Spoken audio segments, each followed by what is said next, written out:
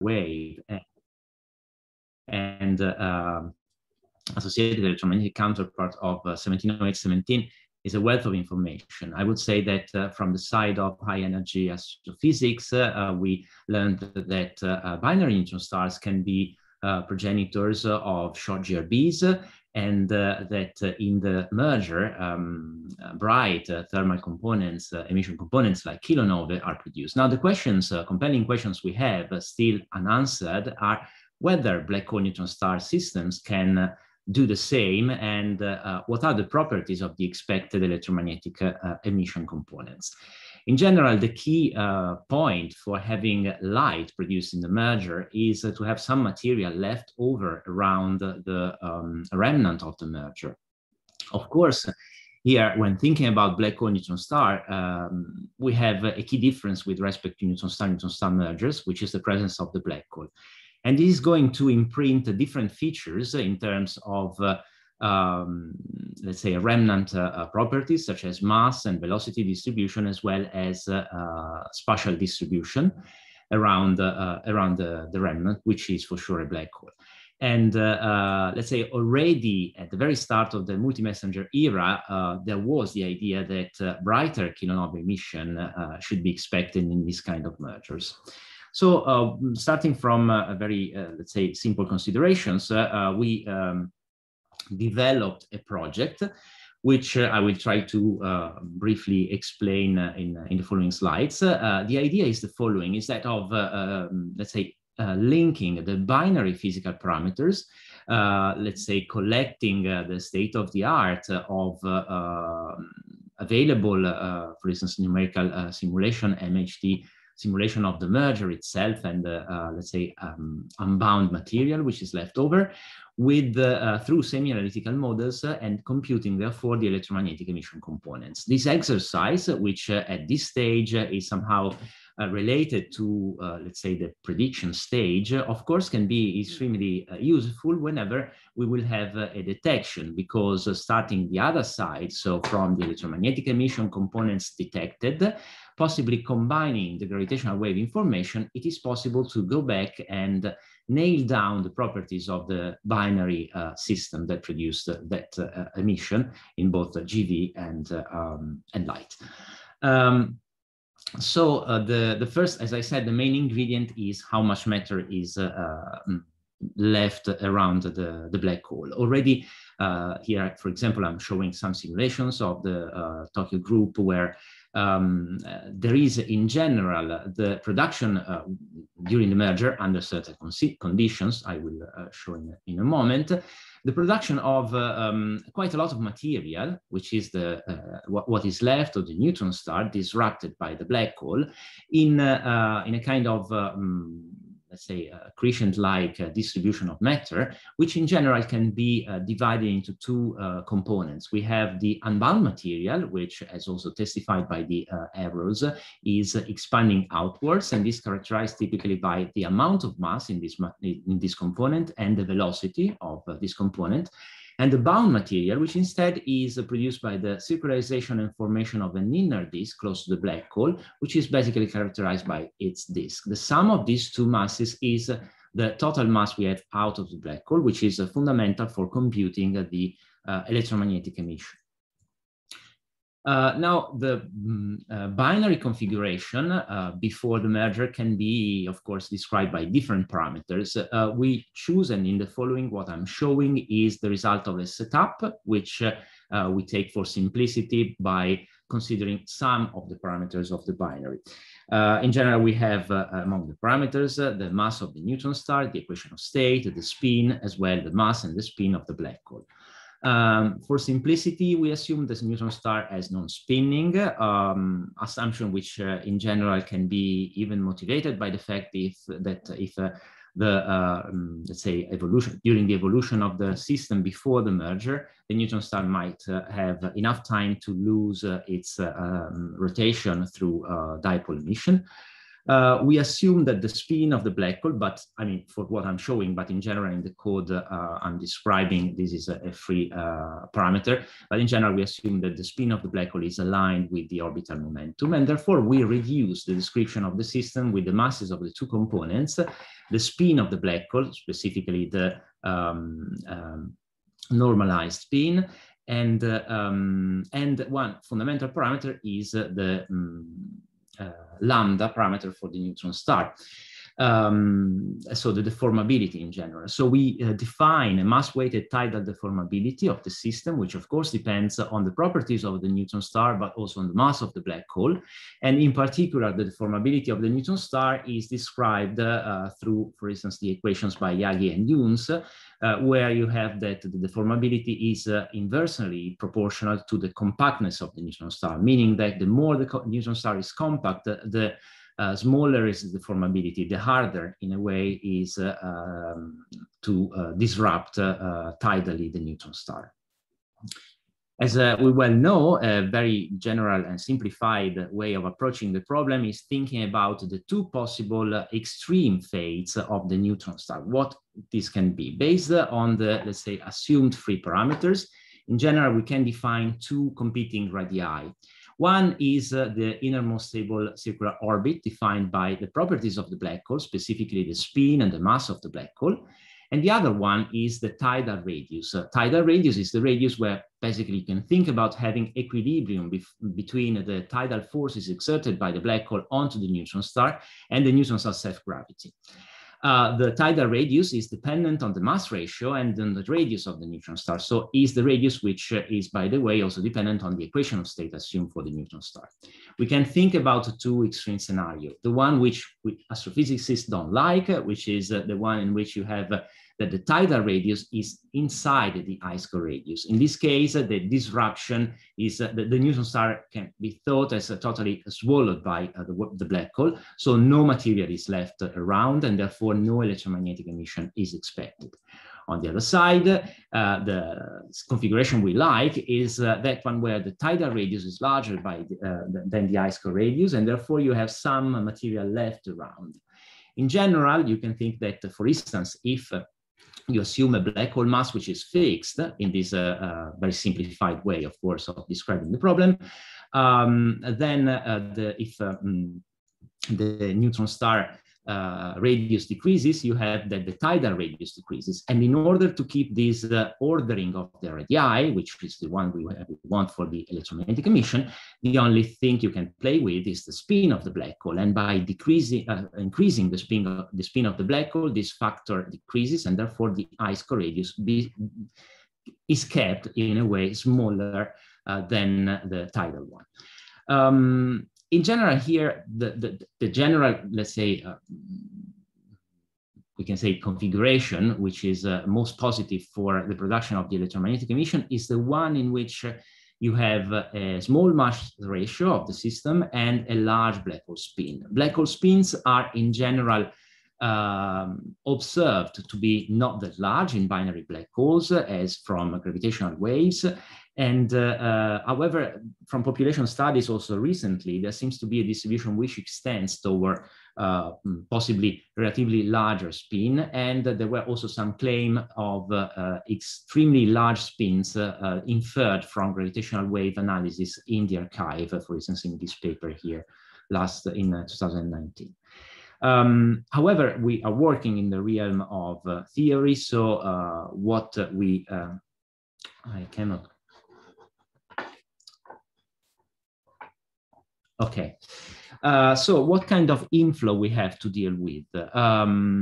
As you can see in this scheme, we have basically three types of outflow and one inflow. The inflow is basically the disk once the merger is ended onto the black hole through accretion, and the outflows are instead produced by the tidal disruption of the neutron star, producing the dynamical ejecta represented by this red region here, which indeed is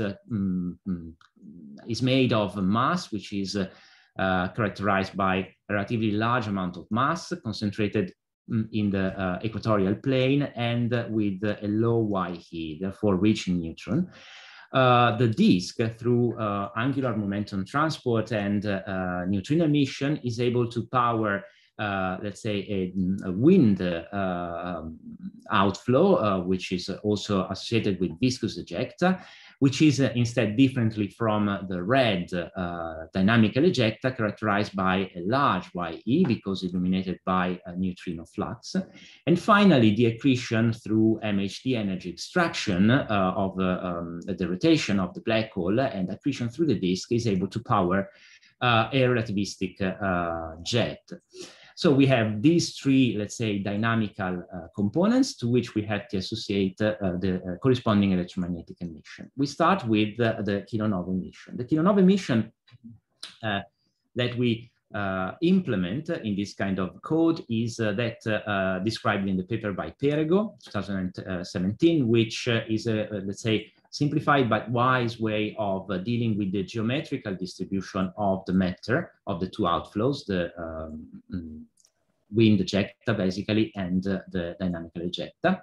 And we describe, of course, the different ejecta with different opacities, characterized also by the different YE and of the corresponding mass. For instance, in the wind ejecta, according to simulation, it seems that the overall mass is a fraction of the order of 1% of the disk mass.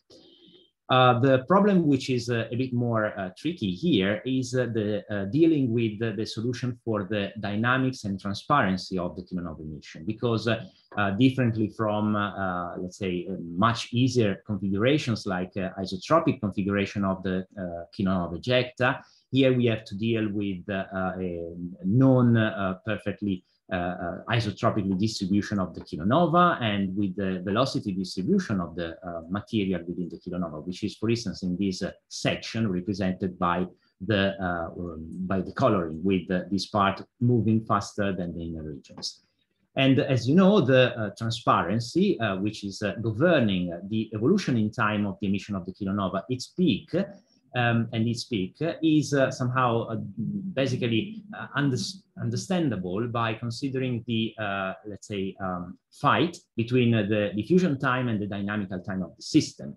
By requiring that the diffusion time is similar to the dynamical time, you basically are defining the surface, ideal one, where you have that photons produced there can freely escape to the observer. It's a kind of transparency surface.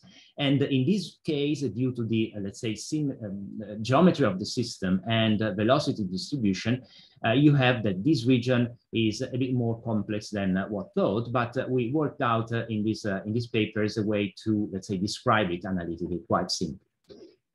This is what concerns the thermal emission. Then we have to produce the non-thermal emission components. And here we, of course, consider the relativistic jet, which is produced by the accretion and the energy extraction of the black hole. Relativistic jet, which is not really a simplified model described by a top hat jet or uniform jet, but it has some structure, meaning that some energy is distributed along the jet angular position with respect to the axis. It's a structured jet.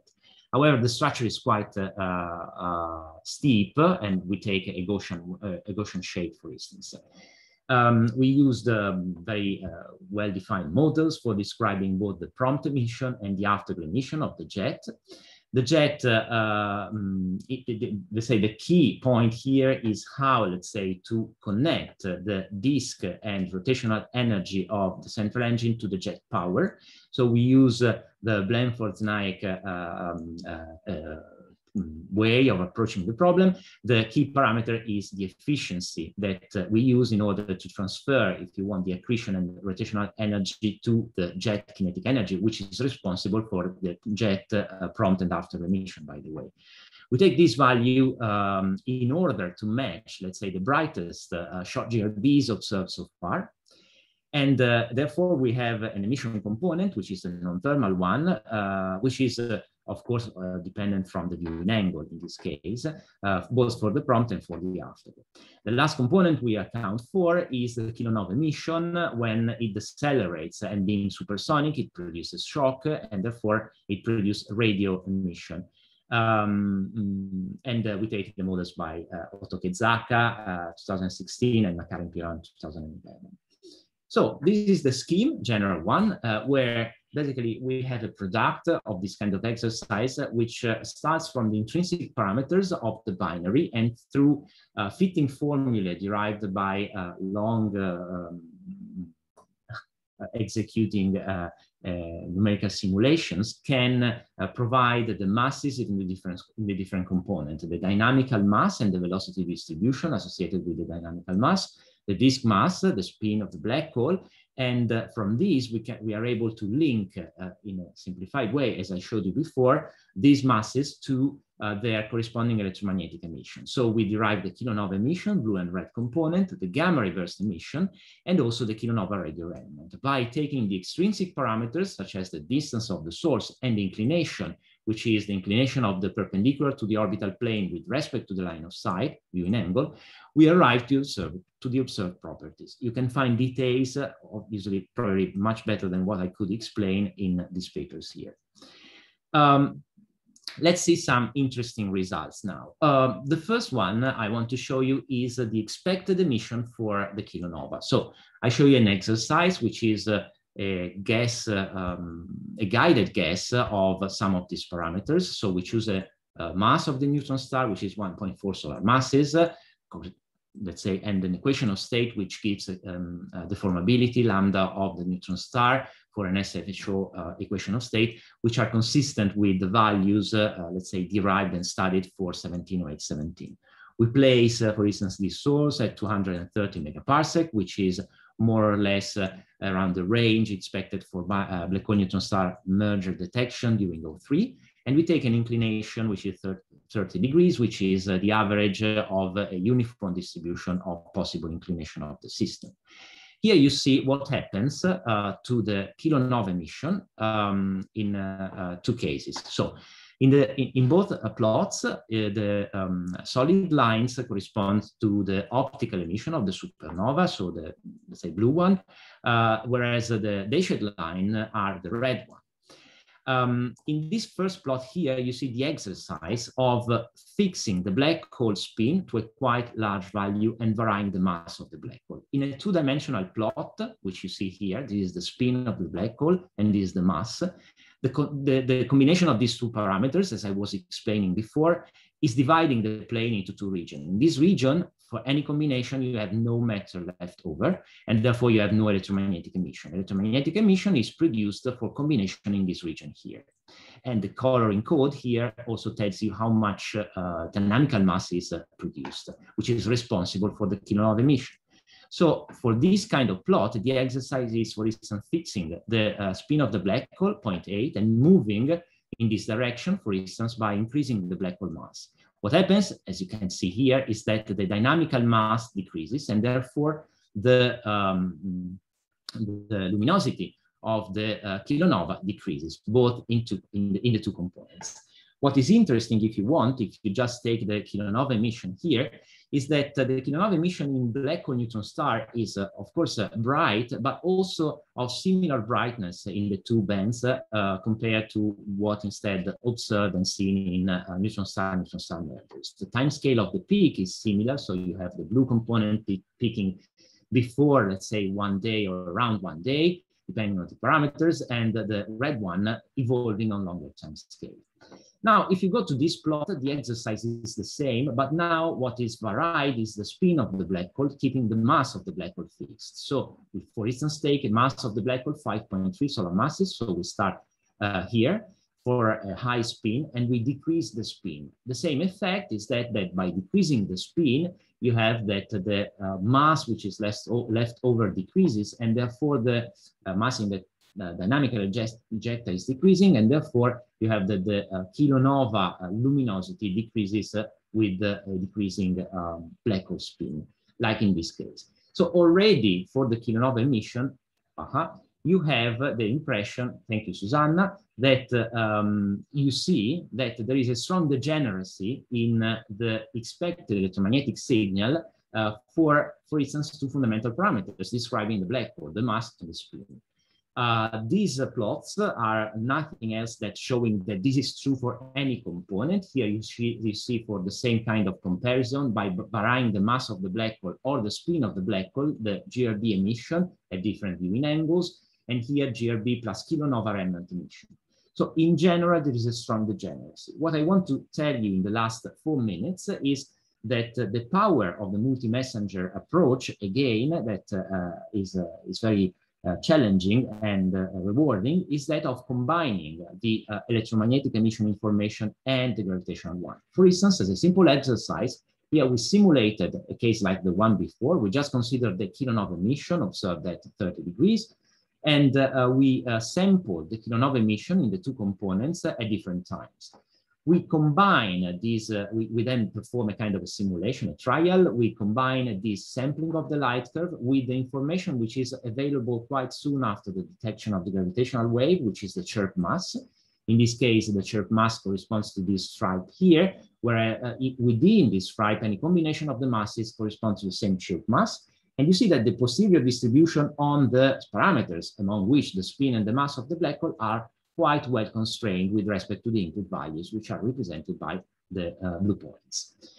Last point I want to just show you is the interesting possibility to explore through black hole neutron star systems the existence and the possibility to have a real mass gap in the black hole mass distribution. So in this plot, you see the M1 versus M2 components, with M1 being the more massive one. And the triangle represent in this region in general where you have a neutron star system. Up here you have binary black holes. Here you have black hole distribution. This is probed by galactic X-ray binaries, and it is of course extended by gravitational waves. The lines here are chip mass lines. So you see that there is the maximum chirp mass, which is the red line, corresponding to system below this line, which are for sure neutron star system. If you increase the chirp mass, you start to have chirp mass lines which can be ambiguous in the sense that they can be either neutron star system or neutron star black hole system, up to the point in which you have only binary black hole. The possibility that you have black hole in this region here might be, is on the one side proposed theoretically, and could be also started to be explored observationally by this work here. So the interesting point is that, of course, that when you observe a system which is with a chirp mass around, for instance, 1.4, 1.55, you have that there could be an ambiguous classification. Of course, as for what we said, the different ejecta is characterizing the electromagnetic emission. So we tried to explore, for instance, by taking a 1.45 solar mass chirp value, so corresponding to this line. We computed the different kilonova emission for the blue, let's say, and red component here. And you see, this is the range spanned by black hole neutron star system, and this is the neutron star system. They are well separated, meaning that in general, there is the possibility to distinguish early on, if the chirp mass information is provided, with the electromagnetic emission component, the nature of the system. For larger chirp masses, the non-thermal emission could even give a further support to this kind of classification. As an example, and I'm concluding, ambiguous system, like for instance 190425, which we know was considered a bit ambiguous at the beginning, but then the posterior distribution confirmed its neutron star origin, however, is an interesting exercise. So we try to play with that, taking the chirp mass represented by this line here. We work with two equations of state, a softer and a stiffer one. And here you see the predicted kilonova, let's say, emission. And you can see that in general, at early stages, for all, also for these two, let's say, different equation of state, there is the chance to distinguish between black hole neutron star and neutron star system, because the kilonova range of expected light curves are well separated. And if I'm done, I just want to summarize what I showed you. This is a model that we have developed within the Prometheus group for computing the electromagnetic signal of neutron star black hole mergers. We include all these electromagnetic emission components. It's extremely interesting because it can be used to explore parameter space degeneracy. I showed you an example, the full mass and spin, and the power of breaking this degeneracy by combining gravitational wave and electromagnetic emission. The possibility to study ambiguous system as an example for 1904-25. And of course, this project is ongoing. Now we are at the level of developing population models for the electromagnetic emission components for, of course, trying to envisage joint detections by next generation GV and EM facilities. And I'm done. Thank you, and thank you for your attention. I'm done. I don't know if you. Okay, thank you, Giancarlo. Okay, I couldn't find the unmute option. Thank you very much for this very interesting talk and for the time. So I see already. I return. I see already. So there is one question from Henri. So please go ahead. Hi. Thank you for the talk. I have a couple of questions. First of all, I wanted to know, according to your phenomenological model, how do you compare the magnitude of kilonova emission in, for instance, optical with the magnitude at early time with the gamma ray burst? Okay. So it's in general for the configuration that you have of, in the case of black hole neutron star system, the idea is that the configuration of the material, for instance, if you take the red kilonova, so produced by the tidal disruption, the concentration along the orbital plane is going to produce a kind of relatively strong effect according to the orientation. So the more you are oriented along the jet, the more you are dominated by the gamma ray burst, the more you are, let's say, observing the system at large viewing angles. So the more you are dominated by the kilonova component.